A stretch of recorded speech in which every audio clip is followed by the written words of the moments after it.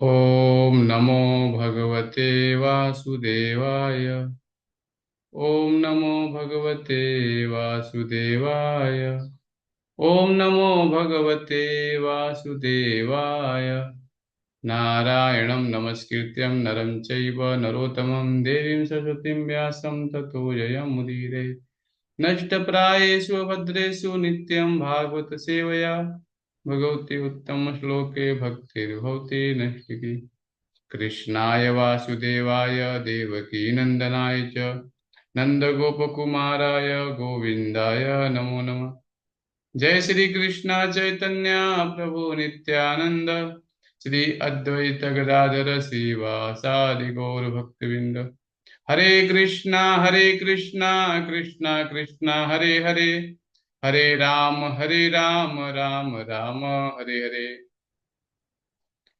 हरे कृष्णा। तो सभी भक्तों का सादर प्रणाम और सभी भक्तों का स्वागत है ग्रंथराज श्रीमद् भागवतम क्लास में। तो आज हम श्रीमद् भागवतम का महिमा थोड़ा जानने का प्रयास करेंगे। श्रीमद् भागवतम जो बताया गया है कि भारत के समस्त वाङ्मय में श्रीमद् भागवतम को एक दार्शनिक तथा साहित्यिक महाकाव्य का प्रमुख स्थान प्राप्त है।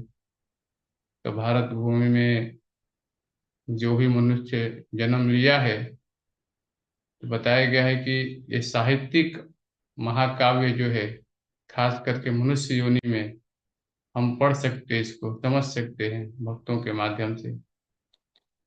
भारत के कालातीत ज्ञान प्राचीन संस्कृत वेद ग्रंथ वेदों में अभिव्यक्त हुआ है, जो मानव ज्ञान के समस्त क्षेत्रों का स्पर्शन करता है।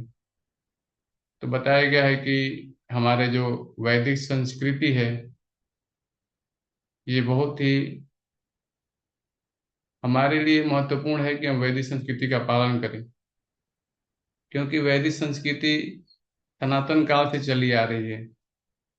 और बताया गया है जो मानव ज्ञान के समस्त क्षेत्रों का स्पर्शन करता है। तो प्रारंभ में वेदों की मौखिक परंपरा थी। तो स्वाभाविक है कि पहले वेद जो थे, शास्त्र जो थे, अभी हम सब कुछ पहले मौखिक था। तो श्रील प्रभुपाद जी की कृपा से हम देखते हैं कि श्रीमद् भागवतम जो है, एक एक शब्द का, श्रीमद् भागवतम या भगवत गीता, एक एक शब्द जो है उसका संस्कृत का एक अनुवाद है, इसका मीनिंग है, अनुवाद है, उसका तात्पर्य है। तब आज हम समझ पा रहे हैं। तो प्रारंभ में वेदों की मौखिक परंपरा थी, जिन्हें ईश्वर के साहित्यिक अवतार श्रील व्यास देव ने लिखित रूप में प्रदान किया। तो भगवान के सत्यावेश अवतार हैं श्रील व्यास देव। देखिए, पहले गुरुकुल में जाते थे पढ़ने के लिए जो भी बच्चे, तो गुरु उनको ज्ञान देता था। ज्ञान कैसा देता था? पढ़ के बताता था। और जो भी गुरु सीखे होते थे शास्त्रों से, उनको बोलते थे तो वो लोग याद कर लेते थे। श्रुतिधर बोलते हैं इसको, यानी सुन करके गुरु की वाणी को एज इट इज याद कर लेना। पहले शास्त्र तो थे नहीं उतने। तो इसलिए व्यास देव ने देखा कि कलयुग शुरू होने वाला है, और कलयुग में जो जीव हैं उनकी स्मरण शक्ति बहुत ही कम हो जाएगी। उन्होंने क्या किया, इसको लिखित रूप में किया। तो ईश्वर के साहित्यिक अवतार श्रील व्यास देव ने लिखित रूप में प्रदान किया। और वेदों का संग्रह कर लेने के बाद श्रील व्यास देव ने अपने गुरु की प्रेरणा से वेदों के सार को श्रीमद् भागवतम के रूप में प्रस्तुत किया। तो बताया गया है कि श्रीमद् भागवतम जो है, श्रील व्यास देव जानते थे कि कलयुग शुरू होने वाला है, बहुत सारे जो जीव हैं उनको स्मरण शक्ति नहीं रह पाएगी, भूल जाएंगे। तो उन्होंने साहित्य को लिख करके क्या किया कि रखा, ताकि जो आगे जो जीव हैं उसका लाभ ले सकें। नारद मुनि की कृपा से श्रीमद् भागवतम वैदिक साहित्य रूपी वृक्ष का परिपक्व फल है। कहा जाता है कि यह बौद्धिक ज्ञान का अत्यंत पूर्ण तथा प्रमाणिक भाष्य है।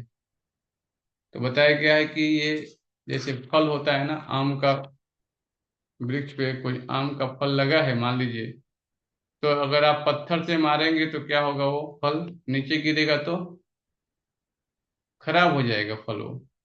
लेकिन अगर उसी फल को कैसे उतारा गया है, टोकरी में रख करके आराम से उसको उतारा गया है ताकि वो फल फटे नहीं, एकदम पका हुआ फल। तो ये सुखदेव गोस्वामी के मुख से निकला है, तो और भी रस हो गया इसमें, परिपक्व फल है।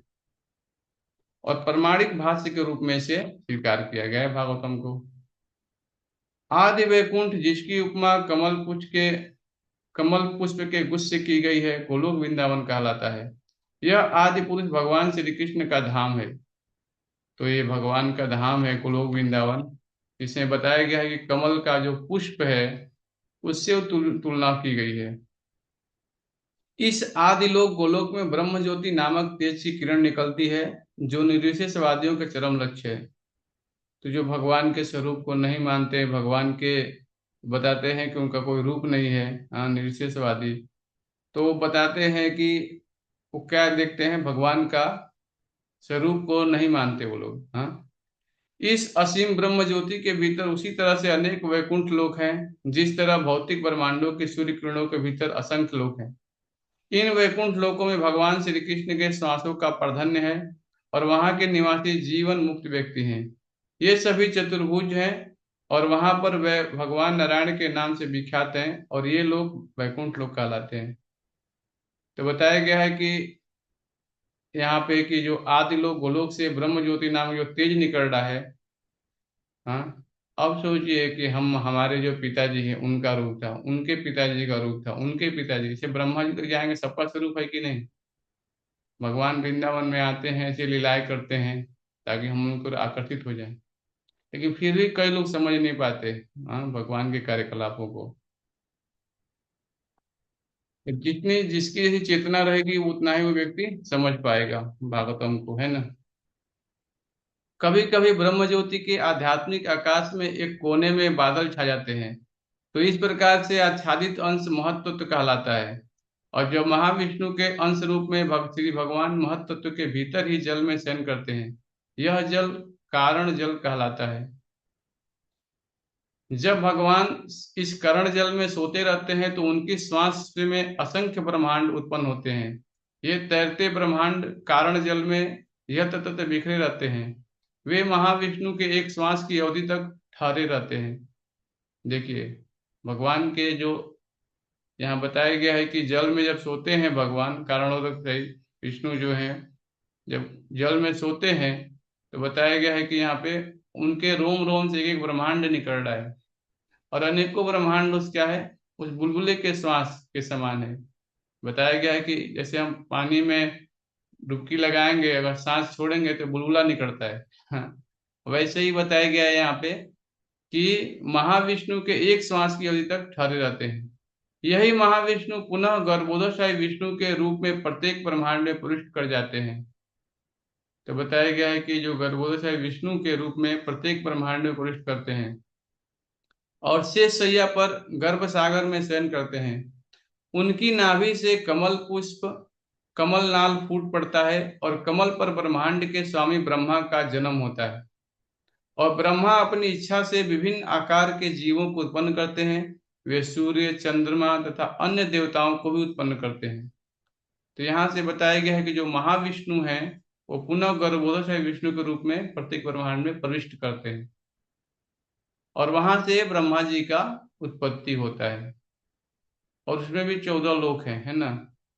तो ब्रह्मा की जो अपनी इच्छा से क्या हो रहा है, बता रहे हैं कि सभी जीवों को वो उत्पन्न कर रहे हैं। जैसे सूर्य है, चंद्रमा है, अन्य देवता भी हैं, जो भी मनुष्य जितने भी योनियां हैं, सबको ब्रह्मा जी क्या करते हैं, उत्पन्न करते हैं। फिर बताया गया है कि प्रत्येक ब्रह्मांड के केंद्रों में सूर्य स्थित रहता है, और यह संपूर्ण ब्रह्मांड पर प्रकाश तथा ऊष्मा को बिखेरता है। महातत्व के भीतर लाखों करोड़ों ब्रह्मांडों में लाखों करोड़ों सूर्य होते हैं। चूंकि सारे ब्रह्मांड अंधकारमय होते हैं, अतः सूर्यों तथा चंद्रमाओं की आवश्यकता पड़ती है, और सारे वेद हमें अंधकार में ब्रह्मांडों से निकल करके ब्रह्म ज्योति के तेज में जाने का आदेश देते हैं। यह ब्रह्म ज्योति प्रकाशमान वैकुंठ लोक के फल स्वरूप है, जिनमें सूर्य, चंद्रमा या बिजली की आवश्यकता नहीं पड़ती। तो भगवान का जो धाम है, न तद्भासते सूर्यो न शशांको न पावको यद गत्वा न निवर्तन्ते तद्धामम परमम मम। भगवान बोलते हैं कि मेरा जो धाम है वहाँ सूर्य चंद्रमा की आवश्यकता नहीं पड़ती है। लेकिन हम जहाँ रह रहे हैं अभी, यहाँ पे क्या है, सूर्य की आवश्यकता पड़ती है। देखिए सूर्य निकला हुआ है अभी, अगर सूर्य नहीं निकलेगा तो सारा फैक्ट्री, सारा कार्य और सारी अर्थव्यवस्था हमारी बंद हो जाएगी। भोजन पानी सब हमारा बंद हो जाएगा, क्योंकि सूर्य से क्या हो रहा है, सारे चीज क्या हो रहा है, चल रहा है। इसीलिए हमें समझना चाहिए कि यहाँ बताया गया है कि प्रत्येक ब्रह्मांड के केंद्र में सूर्य स्थित रहता है और संपूर्ण ब्रह्मांड पर प्रकाश तथा ऊष्मा को बिखेरता है। तो सूर्य बहुत ही महत्वपूर्ण है, बताया गया है। और महत्व तो के भीतर लाखों करोड़ों ब्रह्मांड है। सोचिए, अभी एक ब्रह्मांड हमारा जो है यहाँ पे, यहाँ ऐसे अनेकों ब्रह्मांड है, लाखों करोड़ों ब्रह्मांड है। और अनेकों सूर्य हो, सब ब्रह्मांड में सूर्य भी हैं। क्यों? क्योंकि भौतिक संसार की वास्तविकता अंधकार में है। ये अंधकार में ही है संसार। हाँ। और अंधकार में बताया गया है कि तमसो माँ ज्योतिर्गमय, हमें अंधकार रूपी मार्ग से प्रकाश की तरफ जाना चाहिए। हाँ। तो कृष्ण है सूर्य सम, माया है अंधकार। हाँ। तो हमें क्या करना चाहिए, कृष्ण की तरफ जाने का प्रयास करना चाहिए। तो सारे वेद हमें अंधकार में ब्रह्मांडों से निकल करके भगवान की तरफ जो प्रकाश है वहां जाने के प्रकाश आदेश देते हैं। तो भक्ति ही एक ऐसा माध्यम है, और हरे कृष्ण महामंत्र हमें जपना चाहिए, क्योंकि हरे कृष्ण महामंत्र करेंगे तो भगवान हमें सेवा में लगाएंगे, है ना। हरे कृष्ण कृष्ण कृष्ण हरे हरे, हरे राम राम राम हरे हरे। यह ब्रह्म ज्योति प्रकाशमान वैकुंठ लोकों के फलस्वरूप है, जिनमें सूर्य चंद्रमा या बिजली की आवश्यकता नहीं पड़ती। श्रीमद् भागवतम का अनुशीलन परम लोक गोलोक वृंदावन पहुंचने में सहायक है। इसका द्वार हर एक के लिए खुला रहता है। मनुष्य जीवन इसी विशिष्ट उद्देश्य के लिए है, क्योंकि यही सर्वोच्च सिद्धि है। तो बताया गया है कि ये भागवतम जो है, श्रीमद् भागवतम, ये सभी मनुष्यों के लिए है, जितने भी मनुष्य हैं यहाँ पे संसार में। बताया गया है कि सबके लिए द्वार खुला है, गोलोक वृंदावन पहुंचने में सहायक करेगा श्रीमद् भागवतम। और इसका द्वार हर एक के लिए खुला है, और मनुष्य जीवन इसी विशिष्ट उद्देश्य के लिए मिला है। तो मनुष्य शरीर केवल इसी के लिए मिला है कि हम भगवान को जाने। हाँ। क्योंकि यही हमारी सर्वोच्च सिद्धि है। हम जब तक भगवान को जानेंगे नहीं, तब तक हमारा जन्म मृत्यु का चक्र क्या होगा, चलता ही रहेगा, चलता ही रहेगा। तो क्या करना चाहिए हमें, निकलने का ऐसे प्रयास करना चाहिए। तो श्रीमद् भागवतम का जो प्रथम स्कंद है, यहाँ बताया गया है कि पूज्य गुरुदेव शिल प्रभुपाद शिल भक्ति सिद्धांत सरस्वती गोस्वामी महाराज को उनके तिरोधान दिवस के 26वें वार्षिक उत्सव पर सादर समर्पित किया गया है। वे अपने दिव्य उपदेशों के द्वारा सदा अमर हैं, एवं अनुयायीगण सदा उनके साथ रहते हैं। शिल प्रभुपाद जी यहाँ पे उनको समर्पित करते हैं, अपने गुरुदेव को। अब हमें बताया गया है श्रीमद् भागवतम जो है, यहाँ बताया गया है श्रीमद् भागवतम में पहला स्कंद है। इसमें बताया गया है पहले स्कंद में टोटल 19 अध्याय हैं। 19 अध्यायों की चर्चा होगी यहाँ पे। पहला अध्याय है मुनियों की जिज्ञासा, फिर दूसरा है दिव्यता तथा दिव्य सेवा, अध्याय 3 है समस्त अवतारों के स्रोत भगवान श्री कृष्ण। इसमें जो अध्याय 3 है, यहाँ बताया गया है कि जितने भी भगवान के अवतार हैं, सारे अवतारों की यहाँ पे चर्चा की गई है। आगे क्या होने वाला वो भी इसमें चर्चा किया गया है। 22वां जो आएगा इसमें कल की अवतार, उसकी भी चर्चा की गई है। तो इसको बोलते हैं श्रीमद् भागवतम को त्रिकालज्ञ। देखिए इसलिए व्यास देव भी जानते थे आगे क्या होने वाला है, वैसे श्रीमद् भागवतम जो है वो भी भूत भविष्य वर्तमान सब कुछ हमें बताने वाला है। अगर हमारे पास समय होगा, सुनेंगे, तो समझ पाएंगे इस विज्ञान को। अध्याय 4 है श्री नारद मुनि का प्राकट्य, और अध्याय 5 है श्री नारद मुनि द्वारा श्री व्यास देव को श्रीमद् भागवतम के विषय में आदेश। अध्याय 6 है श्री नारद मुनि का श्री व्यास देव का संवाद, और अध्याय 7 है द्रोण पुत्र को दंड। अध्याय 8 है महारानी कुंती द्वारा प्रार्थना तथा महाराज परीक्षित की रक्षा। अध्याय 9 है भगवान श्री कृष्ण की उपस्थिति में भीष्म देव का देह त्याग। अध्याय 10 है द्वारिका के लिए भगवान श्री कृष्ण का प्रस्थान। अध्याय 11 भगवान श्री कृष्ण का द्वारिका में प्रवेश। अध्याय 12 सम्राट परीक्षित का जन्म। अध्याय 13 धृतराष्ट्र द्वारा गृह त्याग। अध्याय 14 है भगवान श्री कृष्ण का अंतर ध्यान होना। अध्याय 15 पांडवों की सामयिक निवृत्ति। अध्याय 16 महाराज परीक्षित ने कलयुग का सत्कार किस प्रकार किया। अध्याय 17 कली को दंड तथा पुरस्कार। और अध्याय 18 है ब्राह्मण बालक द्वारा महाराज परीक्षित को श्राप। और अध्याय 19 है श्रील सुखदेव गोस्वामी का प्राकट्य। तो 19 अध्याय है टोटल, और इसकी हम चर्चा धीरे धीरे करेंगे। अगर रोज आप लोग भागवतम सुनेंगे तो धीरे धीरे आपको कोई प्रश्न तो बीच में पूछ भी सकते हैं। लास्ट में प्रश्न उत्तर का आपको मौका मिलेगा। क्लास खत्म होने के बाद आपको समय दिया जाएगा। अभी आमुख में श्रील प्रभुपाद जी लिखते हैं कि हमें मानव समाज की वर्तमान आवश्यकता का ज्ञान अवश्य होना चाहिए। तो मनुष्य जीवन मिला है तो स्वाभाविक है कि जो वर्तमान में जो भी चलती है मानव समाज में सबको न आवश्यकता होना चाहिए ज्ञान का। और यह आवश्यकता क्या है, श्रील प्रभुपाद जी हमें प्रश्न करें कि आवश्यकता क्या है।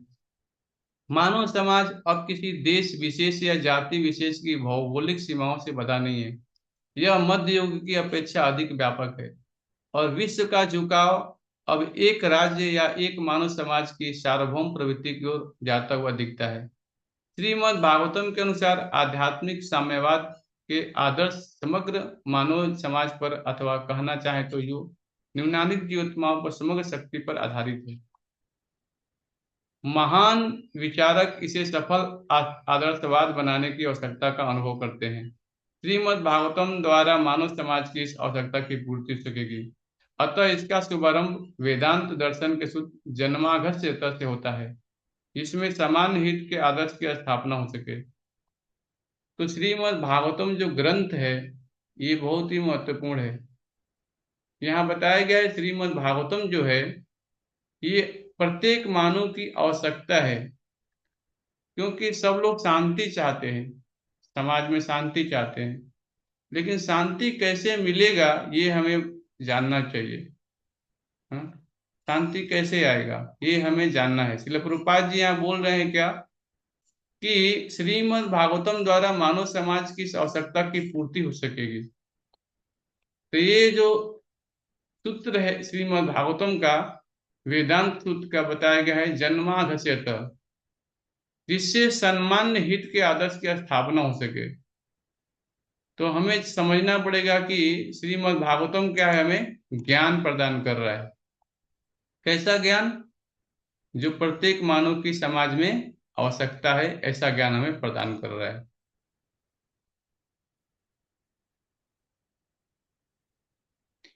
इस समय मानव समाज विस्मृति के अंधकार में नहीं है। बताया गया है कि इस समय जो मानव समाज है विस्मृति के अंधकार में नहीं है। इसने समग्र विश्व में भौतिक सुविधाओं, शिक्षा तथा आर्थिक विकास के क्षेत्र में तेजी से प्रगति की है। किंतु इस समाज के विराट वपु में कहीं न कहीं कुछ चुभन है।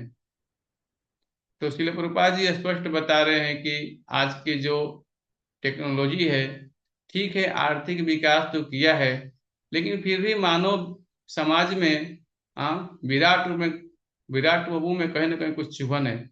सब कुछ सुविधाएं मिल रही है, लेकिन फिर भी हम देखते हैं हमारे माइंड, हमारा जो कार्य है, सबको अशांति है कहीं ना कहीं, जिससे छोटी छोटी बातों पर भी व्यापक रूप से संघर्ष हो रहे हैं। अतः ऐसे दिशाबोध की आवश्यकता है जिससे सामान्य हित के लिए मानव शांति, मैत्री तथा समृद्धि के क्षेत्रों में एक हो सके। तो स्वाभाविक है कि आप छोटी छोटी बातों भी, आजकल युद्ध हो रहा है, सोचिए। तो क्यों हो रहा है? क्योंकि समाज में आज क्या है, अशांति का माहौल है। अतः ऐसे दिशाबोध की आवश्यकता है जिससे सामान्य हित के लिए मानव का शांति, मैत्री तथा समृद्धि के क्षेत्रों में एक हो सके। और श्रीमद् भागवतम से इस आवश्यकता की पूर्ति होगी, क्योंकि यह समग्र मानव समाज में पुनः आध्यात्मिकरण हेतु एक सांस्कृतिक भेंट है। तो आज बहुत ही महत्वपूर्ण चीज है। आज के डेट में देखा जाए तो मानवता, शांति, मैत्री, समृद्धि के लिए ये श्रीमद् भागवतम की आवश्यकता है। क्योंकि श्रीमद् भागवतम से क्या होगा, पूरे मानव समाज में आध्यात्मिकरण आएगा। भोक्तारम यज्ञ तपसाम सर्वलोक महेश्वरम। भगवान बोलते हैं सारी चीजों को भोगता मैं हूँ, लेकिन इस संसार में प्रत्येक व्यक्ति भोक्ता बनना चाहता है, वो कंट्रोल करना चाहता है। हाँ, तो कैसे शांति आएगी? इसीलिए इसलिए प्रभुपाद जी महत्वपूर्ण चीज बताते हैं कि श्रीमद् भागवतम जो है का पठन पाठन विद्यालयों तथा महाविद्यालयों में भी होना चाहिए।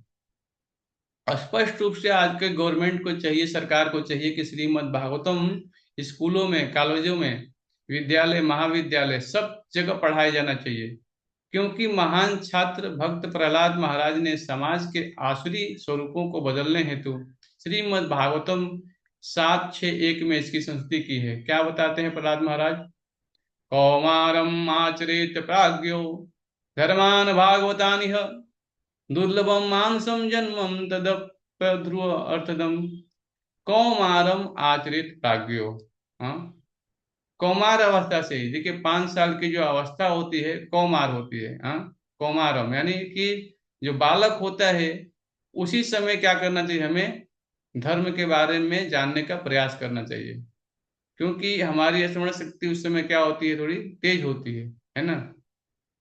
तो मानव समाज में जो विषमता व्याप्त है उसका मूल कारण यही है कि ईश्वर विहीन सभ्यता में सिद्धांतों का अभाव है। तो आज में समाज में लोग ईश्वर के सम्मुख नहीं होना चाहते, सब विमुख हो गए संसार में। धीरे धीरे क्या हो रहा है, भूलते जा रहे हैं। परमेश्वर अर्थात सर्वशक्तिमान विद्यमान है, जिनमें प्रत्येक वस्तु का उद्भव होता है, जिनके द्वारा सबका पालन होता है और जिनमें विश्व शांति हेतु सबका विलय होता है। भौतिक विज्ञान ने सृष्टि के परम स्रोत के अन्वेषण खोज हेतु जो प्रयास किए हैं वे अपर्याप्त हैं। किंतु तथ्य यही है कि जो भी अस्तित्व में है उस प्रत्येक वस्तु का एक परम स्रोत है, और इस परम स्रोत की सुंदर व्याख्या जो बताया गया है, व्याख्या जो बताया गया है कि किया गया है श्रीमद् भागवतम में तर्क युक्त एवं प्रमाणिक रूप में की गई है। तो ये जो श्रीमद् भागवतम है, हाँ, परम स्रोत है, इसका बताया गया है कि ये परम स्रोत की व्याख्या सुंदर श्रीमद् भागवतम में तर्क युक्त एवं प्रमाणिक रूप में की गई है। अभी हम श्रीमद् भागवतम को गहराई से समझने का प्रयास करेंगे, क्योंकि ये प्रमाणिक स्रोत से आया है। इसलिए व्यास देव के उन्होंने मेहनत करके हमें कलयुग के जीवों के लिए दिया है। श्रीमद् भागवतम न केवल प्रत्येक वस्तु का परम स्रोत जानने हेतु दिव्य विज्ञान है, अपितु ईश्वर से अपने संबंध को जानने और इस पूर्ण ज्ञान के आधार पर मानव समाज की पूर्णता के प्रति अपने कर्तव्य को पहचानने का दिव्य विज्ञान है। यह संस्कृत भाषा में ओजपूर्ण पठनीय सामग्री है, जिसका अब संस्कृत से हिंदी में और विस्तृत अनुवाद किया गया है, जिससे लोग इसके सतर्क पठन मात्र से ईश्वर को भली भांति समझ सकें। यही नहीं, इसका पाठक नास्तिकों द्वारा भी किए जाने वाले प्रहारों से अपनी रक्षा हेतु पर्याप्त शिक्षित भी बन सकेगा। तो श्री प्रभुपाद जी बता रहे हैं कि बहुत ही संस्कृत भाषा लोग पहले समझते थे, लेकिन अब समझ नहीं पाएंगे, क्योंकि धीरे धीरे स्कूलों कॉलेजों में संस्कृत नहीं पढ़ाया जाता। कहीं कहीं होता है, कहीं कहीं नहीं होता है इसका पठन पाठन। लेकिन श्रील प्रभुपाद जी ने बता रहे हैं कि इसको संस्कृत से हिंदी में अनुवाद कर दिया, एकदम सरल कर दिया। इसका एक एक मीनिंग है। संस्कृत का एक एक इसका एक एक अनुवाद का हिंदी में लिखा गया है, संस्कृत का हिंदी में, फिर अनुवाद, फिर तात्पर्य है। तो सतर्क पठन मात्र से ईश्वर को भली भांति हम समझ सकते हैं। और यही नहीं, इसका पाठक नास्तिकों द्वारा किए जाने वाले प्रहारों से अपनी रक्षा हेतु पर्याप्त शिक्षित भी बन सकेगा। इसके अतिरिक्त पाठक दूसरे को भी सुनिश्चित सिद्धांत के रूप में ईश्वर को स्वीकार कराने में सक्षम हो सकेगा। श्रीमद् भागवतम का शुभारंभ है परम सूत्र की परिभाषा से होता है, और यह श्रील व्यास देव द्वारा रचे वेदांत सूत्र पर उन्हीं का प्रमाणिक भाष्य है। तो श्रीमद् भागवतम जो है बताया गया है कि श्रील व्यास देव द्वारा रचा गया ये वेदांत सूत्र का प्रमाणिक भाष्य है, जो क्रमशः 9 स्कंदों में विकसित होकर के भगवत साक्षात्कार की सर्वोच्च अवस्था तक पहुंचाता है। तो हमें डायरेक्ट दसम स्कंद नहीं पढ़ना चाहिए, यहाँ पे बताया गया है कि क्रमशः पढ़ना चाहिए। पहले हम प्रथम स्कंद पढ़ेंगे, द्वितीय पढ़ेंगे, तृतीय पढ़ेंगे, चतुर्थ पढ़ेंगे, ऐसा लाइन से हम जाएंगे। जब 9वां स्कंद हम पहुंचेंगे तो क्या होगा, हमें भगवत साक्षात्कार की सर्वोच्च अवस्था तक पहुंचा, तब तक हम पहुंचेंगे। दिव्य ज्ञान की इस महान कृति के अध्ययन हेतु मनुष्य में जिस एकमात्र योग्यता की आवश्यकता है वह है कि सावधानी के साथ एक एक पग आगे बढ़ा जाए और किसी साधारण पुस्तक के समान पढ़ने में कूद फांद न मचाई जाए। तो बताया गया है कि एक एक चीज को ध्यान पूर्वक हम पढ़ेंगे, क्रमशः पढ़ेंगे, और ऐसा नहीं कि आगे आगे भागने का प्रयास करेंगे, नहीं, लाइन से जाएंगे, हम सावधानी से एक एक पग का बढ़ेंगे और साधारण पुस्तक के समान नहीं पढ़ेंगे। हाँ, इस ये भगवान का दिया गया एक उपहार है ना। अपितु इसके अध्याय को क्रम पूर्वक एक एक करके पढ़ा जाए। संपूर्ण पाठ इस प्रकार व्यवस्थित किया गया है कि प्रथम मूल संस्कृत पाठ, फिर संस्कृत शब्दों के पर्याय, और तब अनुवाद द्वारा तात्पर्य दिए गए हैं, जिससे कि जब कोई प्रथम से 9 स्कंद तक समाप्त कर ले तो उसे निश्चित ही भगवत सत्कार हो पाए। इसीलिए प्रभुपाद जी स्पष्ट बता रहे हैं कि संस्कृत का मूल पाठ दिया गया है इसका, फिर संस्कृत शब्दों के पर्याय, उसका अनुवाद, तात्पर्य, सब कुछ दिया गया है इसमें। इसका 10वां स्कंद प्रथम 9 स्कंदों से भिन्न है, क्योंकि इसका सीधा संबंध भगवान श्री कृष्ण की दिव्य लीलाओं से है। जब तक कोई प्रथम स्कंद जब तक कोई प्रथम 9 स्कंदों को पढ़ नहीं ले जाता, तब तक 10वें स्कंद के प्रभाव को ग्रहण नहीं किया जा सकता। यह ग्रंथ 12 स्कंदों में पूरा हुआ है। इनमें से प्रत्येक स्कंद अपने आप में स्वतंत्र है, किंतु सबके लिए उत्तम होगा कि क्रमशः एक एक करके दूसरे स्कंद को छोटे छोटे टुकड़ों में पढ़े। श्रीमद् भागवतम को प्रस्तुत करते हुए मैं अपनी न्यूनताओं को स्वीकार करता हूँ, किंतु फिर भी मुझे विश्वास है कि श्रीमद् भागवतम 1, 5, 11 के निम्नलिखित कथन के आधार पर विचारक तथा समाज के नायक इसका सम्यक स्वागत करेंगे। तद्वा विसर्गो जनताग्ल विप्लवो यस्मिन् प्रतिश्लोकं बद्धवत् व्यापी नामान्यन्तस्य यशोऽङ्गितानि यत् शृण्वन्ति गायन्ति गृह्णन्ति साधव। इसके विपरीत यह साहित्य जो अनंत श्री भगवान के नाम, यश, रूप तथा लीलाओं की दिव्य महिमाओं के वर्णन से परिपूर्ण है, यह दिव्य रचना है जो इस विश्व की भ्रमित की गई सभ्यता के अपवित्र जीवन में क्रांति लाने के उद्देश्य से रची गई है। ऐसा दिव्य साहित्य भले ही अनियमित रूप से पठित हो, किंतु उसे पवित्र एवं धर्मनिष्ठ साधु जनों के द्वारा सुना, गाया और स्वीकार किया जाता है। इसीलिए प्रभुपाद जी की ये विशेष कृपा है कि हमें नियमित रूप से भागवतम पढ़ना चाहिए और इसको श्रवण करना चाहिए और हरे कृष्ण महामंत्र का जप करना चाहिए। हरे कृष्णा कृष्ण कृष्ण कृष्ण हरे हरे, हरे हरे राम हरे राम, राम राम हरे हरे। जय श्री श्री राधा श्याम सुंदर भगवान की जय। जगन्नाथ बलदेव सुभद्रा महारानी की जय। श्री श्री गौर निताई की जय। कोई किसी का प्रश्न है तो पूछ सकते हैं। हरे कृष्णा। ग्रंथराज श्रीमद् भागवतम की जय। श्रील प्रभुपाद की जय।